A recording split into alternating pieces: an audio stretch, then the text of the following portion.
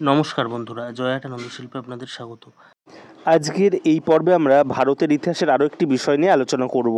আজকে আমাদের আলোচ্য বিষয় খ্রিস্টীয় সপ্তম থেকে দ্বাদশ শতকের মধ্যবর্তী ভারতের রাজনৈতিক অবস্থা, অর্থাৎ ভারতে এই সময় কোন কোন শাসকরা রাজত্ব করতেন বা কী কী পরিস্থিতি ঘটেছিল সেসব নিয়েই জানবো। তাহলে চলুন আজকে প্রথম প্রশ্ন শুরু করি।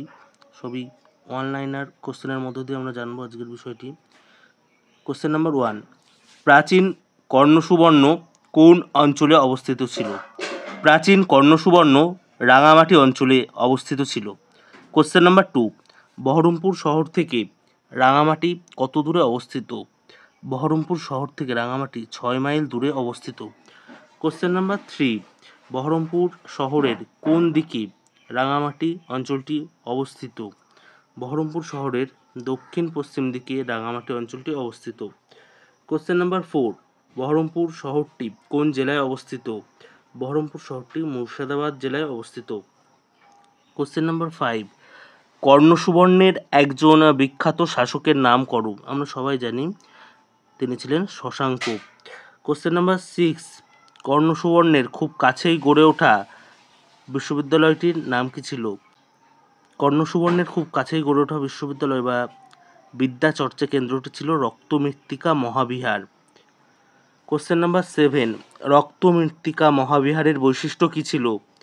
এটি ছিল বঙ্গের বৃহত্তম বিদ্যা চর্চা কেন্দ্র। কোশ্চেন নাম্বার 8, শশাঙ্কের আমলে অর্থনীতি কী নির্ভর ছিল? শশাঙ্কের আমলে অর্থনীতি ছিল কৃষি নির্ভর। কোশ্চেন নাম্বার 9, মাৎস্যন্যায় শব্দটির আক্ষরিক অর্থ কী? মাছের ন্যায় আচরণ। কোশ্চেন নাম্বার 10, কোন বৌদ্ধগ্রন্থ থেকে জানা যায় রাজা শশাঙ্ক ছিলেন বৌদ্ধ বিদ্বেষী?